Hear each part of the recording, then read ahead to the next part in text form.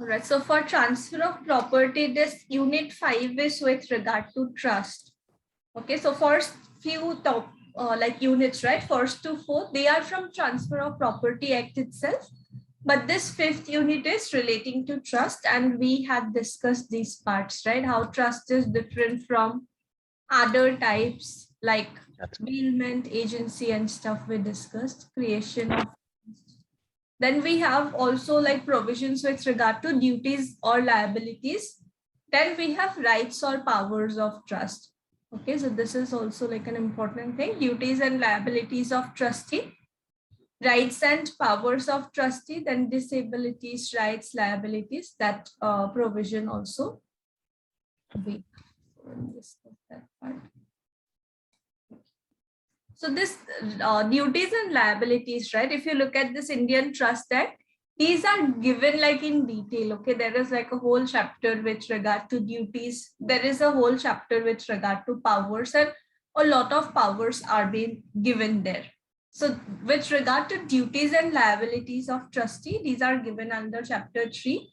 There actually are a lot of different provisions, like from sections 11 to all these sections we have read. In between, there are few provisions which are not, like that important. So one or two I have removed. Otherwise, these are like the important duties or liabilities that the trustees will be having with regard to trust. And these are the relevant sections we have: 11, 12, 13, 14, 15, 16, 17, 18, 19, 20, 22, 23, 25, 27. So these are all the duties or liabilities that we have. So first of all, trustee to execute the trust. So trustee is the main person to whom the duty or the responsibility is being assigned. So he is having this responsibility to execute the trust. Whatever is mentioned in the trust instrument, based on that, he needs to perform whatever is mentioned therein. So the trustee is bound to fulfill the purpose of the trust. For whatever reason this trust is being created, for whoever's benefit it is being created, accordingly, trustee needs to execute it and to obey the directions of the author of the trust given at the time of creation. Whoever created the trust, that person, if he has given any directions in the trust instrument, those needs to be followed by the trustee also, and by following those, he need to execute the trust in order to fulfill the purpose. However, a trustee is not required to obey any direction when doing so would be impractical, illegal, or manifestly injurious to the beneficiaries. If it is some illegal thing or something, it does not mean that he will anyways have to follow the things mentioned in the trust instrument, right? So otherwise, if it is some valid grounds, valid reason, something which can be followed, in all those cases, the person is responsible or he is having this obligation to execute the trust according to those provisions only. So take for example, a trustee is simply authorized to sell certain land by public auction. If it was clearly mentioned in the instrument that it has to be by way of public auction, then he cannot sell the land by private contract. However, it is being mentioned, whatever direction is being given, accordingly the person need to perform it, but those directions or those orders should not be something which is illegal, which is like not possible to be performed, or which goes against benefit of beneficiaries or stuff like that. Otherwise, he need to accordingly execute the trust. Trustee to inform himself of state of trust property. There will be this trust property involved, and once this trust instrument is being made by the author and agreed by the trustee, accordingly trust property will be given to the trustees, right? We have seen that property will be transferred to the person and he need to hold this property for benefit of other people, the beneficiaries. So trustee to inform himself of state of trust property. A trustee is bound to acquaint himself as soon as possible with the nature and circumstances of the trust property to obtain where necessary a transfer of the trust property to himself and to get in trust properties invested and or on insufficient or hazardous security.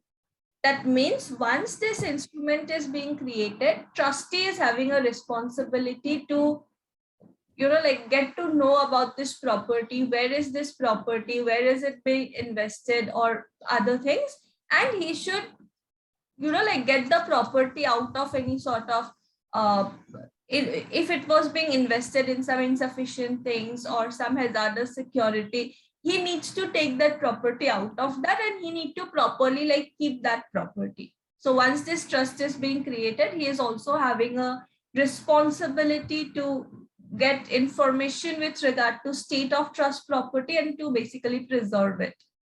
So take for example, if the trust property is money in the hands of one of two co-trustees. So there was two co-trustees. For them, the trust property is nothing but some amount of money. No discretionary power is given by the trust instrument of trust. The other co-trustee must not allow the former to retain the money for a longer period than the circumstances of the case require. If the instrument is saying that, okay, fine, this is the money and this is the trust property, maybe you need to keep it in bank, maybe you need to invest it somewhere or stuff like that. But it does not mention that one of the trustees can keep the money with himself. If it is like that, that one of the trustees is keeping the money with that person, then as soon as possible, right, they should, like take out that money and keep it in bank or whatever is being mentioned there.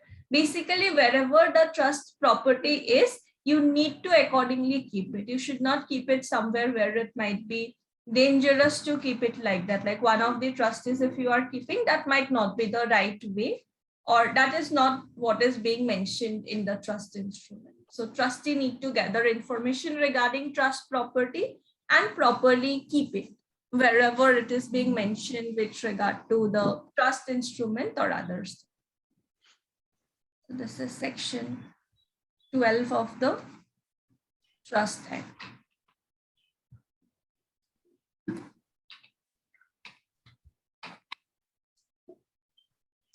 Then similar, right, like protection of trust property sort of obligations, we have few more. Like trustee to protect title to trust property. Title will be transferred to the trustee once this instrument is being finalized. So a trustee is bound to maintain and defend in all suits, to take other necessary steps considering nature and amount of the property that may be reasonably needed to protect the trust property, in order to protect this title to trust property, because title is being given to that person. So whatever steps need to be taken in order to protect title of the trust property, trustee needs to take those steps. If some third party is claiming over that property, trustee is having a responsibility to defend in such cases also. If someone is illegally trying to acquire the property, he needs to take reasonable steps in order to protect the property. And these steps will be taken considering the nature of the property as well as amount of the property. Because sometimes it may be like plot of land, sometimes it may be money, sometimes it may be just a power. So what is it that the trust property is? Based on that, reasonable steps may be taken by the parties, because steps would be different in case of this amount of the property also, right? If it's like a huge amount of gold, maybe the steps that the trustee needs to take in order to protect it would be quite different from having just might be a gold ring, right? So it would be based on the kind of property as well as the type of property. Its value also need to be considered. Accordingly, whatever step is needed in order to protect title of the trust property, those steps need to be taken by the trustee.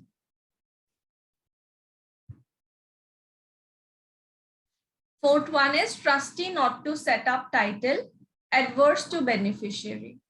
So trust is basically created for welfare of beneficiaries only.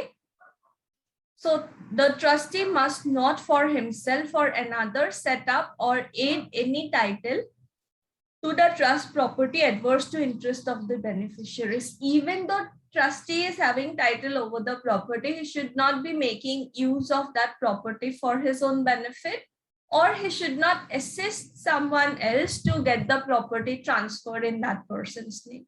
Right? He should only focus on welfare of the beneficiaries, and he should not be having like personal motives, personal interest and stuff for himself or for someone else also. He should not be creating. He just need to do things for benefit of beneficiaries, not anything adverse to the beneficiary.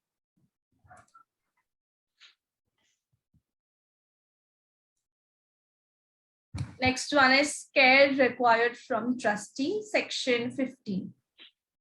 A trustee is bound to deal with trust property as carefully as a man of ordinary prudence would deal with such a property if it were his own, and in the absence of a contract to the contrary, the trustee so dealing is not responsible for the loss, destruction, or deterioration of the trust property.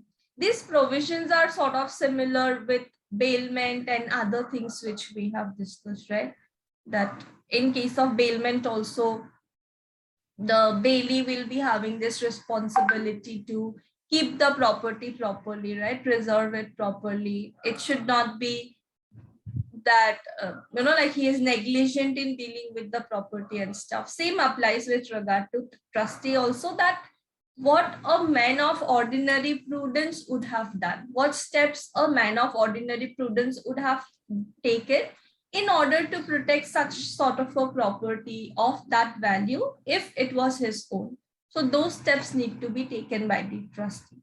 If trustee is not negligent, he had taken all the reasonable steps, after that also there is a possibility that some loss, some damage may take place. In such cases, for destruction, loss, whatever it is, trustee will not be responsible. But we need to ensure that trustee is taking those necessary steps also for protection. After that, anything may happen. In that case, he will not be responsible. For example, there is a person A who lives in Calcutta, is a trustee. So this trustee is from Calcutta A, for B living in Bombay. A remits trust fund to B by bills drawn by a person of undoubted credit in favor of the trustee as such. And payable at Bombay. The bill is dishonored. A is not bound to make good the loss. So in case this person is living in Calcutta, he is having this author of trust from Bombay, and this person trustee, what he does is he gives this bills drawn in favor of this person who is like a person who can be trusted, who do not have any bad records and stuff, and he accordingly does it. But if still something goes wrong, if this bill is dishonored and stuff, then in such cases that person would not be considered as responsible, because he had taken the necessary steps, whatever might be needed as considering the situation. But in another case, take for example, A trustee for B, in execution of his trust, sells the trust property, but for want of due diligence on his part, failed to receive part of the purchase money. A will be bound to make good the loss which is being caused. Okay, take for example, with regard to this check, we have a time frame, right? If this person who bought the property, right, he had given a check to the other person and said that you can deposit this and you can get the amount basically. But what trustee did is he was so negligent, he was so careless that he just kept the check like that. After 3 months, he went to the bank and it was told that no, time limit is already over. In such a case, what happens is trustee will be responsible. Why? Because he did not, take care that whatever an ordinary man would have done, right? If you know that there is a time limit, you should have done it within that duration only. If you were negligent, you were not doing it, then the trustee will be held responsible. But if after taking necessary steps also something goes wrong, in that case, the person will not be held responsible. Okay, so care which is required from trustee, and those things will be like what an ordinary man of ordinary prudence would do in case it was his like own property, what steps he would have taken in order to protect or preserve it. This is section 15. Conversion of perishable property, section 16. Where the trust is created for benefit of persons. So sometimes this property may be land, money, in those cases, fine. Sometimes it may be perishable property that if we are waiting for a very long time, this property may get damaged, right? In such cases, what happens is trustee is also having this liability or obligation to change the property into something, right? He may sell this perishable property to someone, and then he may in return get some maybe money or some other property which will stay for a certain duration, right? If possible, he will take permission from the author of the trust. If not, he would simply like, basically he need to prevent the property from getting damaged, because if it's perishable property, if trustee is waiting, he would not be able to get anything out of it. So rather, when time is there, you sell the property, maybe you get the money so that you can like save the property basically. So conversion of perishable property is given under section 16. Then trustee to be impartial. Sometimes there may be like 2, 3 or like more than one beneficiaries might be there. In such cases, trustee should be like a very neutral person. He should not be partial with regard to any of the beneficiaries. So where there are more beneficiaries than one, trustee is bound to be impartial. When he is taking any steps for the benefit of beneficiaries or doing any other stuff as a trustee, he need to be impartial.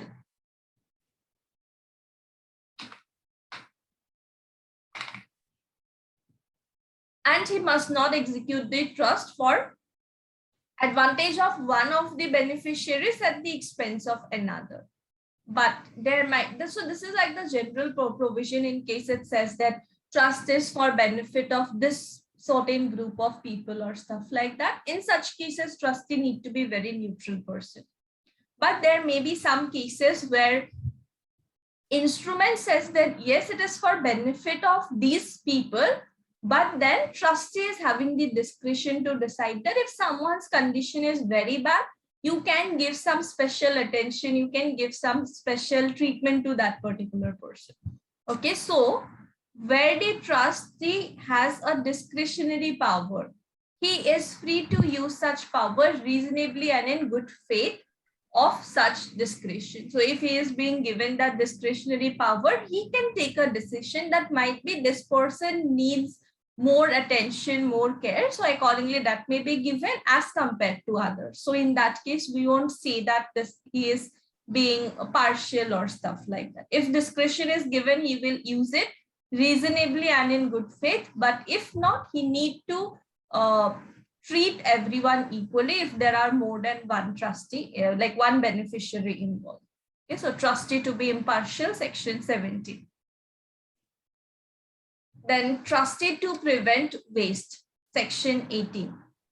Where the trust is created for benefit of several persons in succession and one of them is in possession of the trust property, if he commits or threatens to commit any act which is destructive or permanently injurious thereto, the trustee is bound to take measures to prevent such act. So in a trust instrument, might be there is a trust property, and what happens is it is for benefit of several persons in succession. One after another, it will be succeeded by these people. In such cases, maybe it is for benefit of these 5 people, one after another. If the second one is trying to do something which may harm the property, which may reduce its value and stuff, trustee will be having this obligation to prevent the trust property from waste.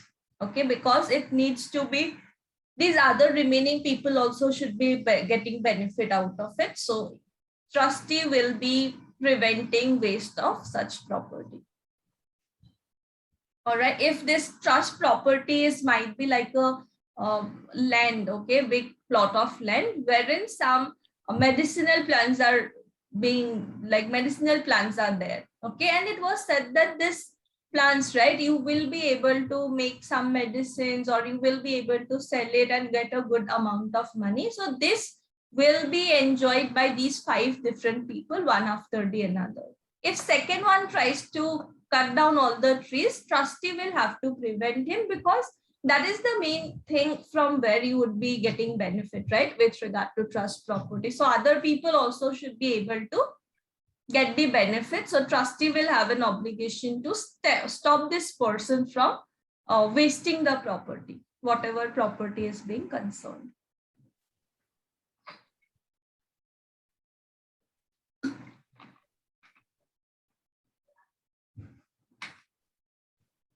Then we have accounts and information. Section 19. A trustee is bound to keep clear and accurate accounts of the trust property and at all reasonable times at the request of beneficiary to furnish him with full and accurate information as to account and state of trust property. Sometimes maybe the trustee is making some payments with regard to protection of the property. There might be some public charges or other things that he is doing. So whatever amount is being spent, whatever is done with regard to the trust property, all the accounts need to be clearly maintained by the trustee, and he is also having a responsibility to make those accounts accessible whenever beneficiaries request for it. So if that request is genuine, he needs to make those accounts available to them for their inspection, for their information, or whatever is the case. So accounts and information, he need to make accounts.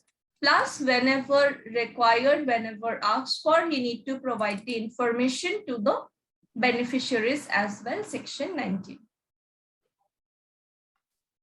Then we have investment of trust property, section 20, where trust property consists of money and cannot be applied immediately or at an early date to the purposes of trust. The trustee is bound, subject to any directions contained in trust instrument, to invest the property on debentures, stocks, or other specified securities.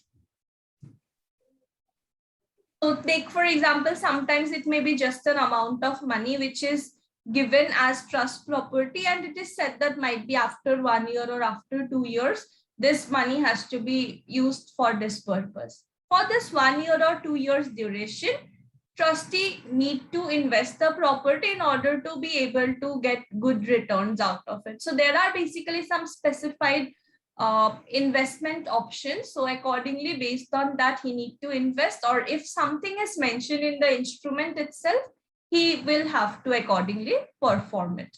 So in case it is that immediately you are not going to make use of the money, in such cases, trustee will be having this obligation of investing the trust money as well. Section 20.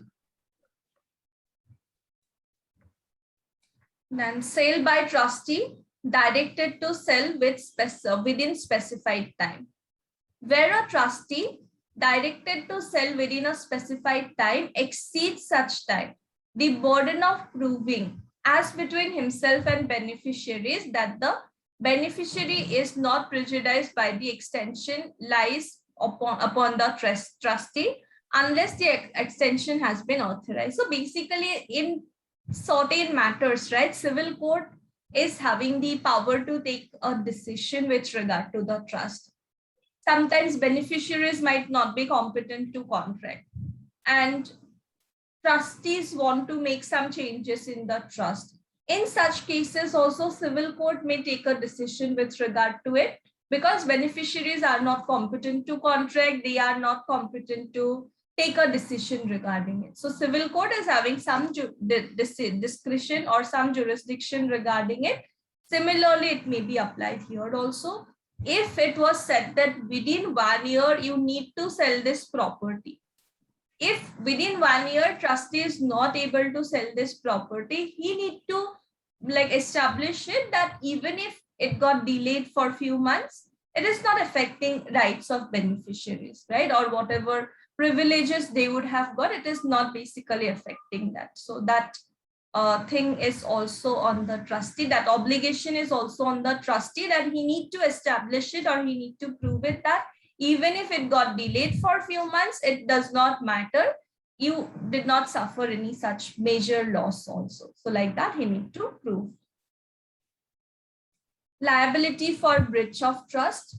Where the trustee commits a breach of trust, he is liable to make good the loss which the trust property or the beneficiary has thereby sustained. So breach of trust as in he is having this obligation to use the property for welfare of beneficiaries. If on rather than for using it for beneficiaries, if he is taking to trying to take advantage out of the property, trying to use it for his own benefits or stuff, he will be held liable. Liability for breach of trust, and whatever is the loss caused to the property or to beneficiaries, he need to make good those loss also, because he was having liability to use it for benefit of beneficiaries only.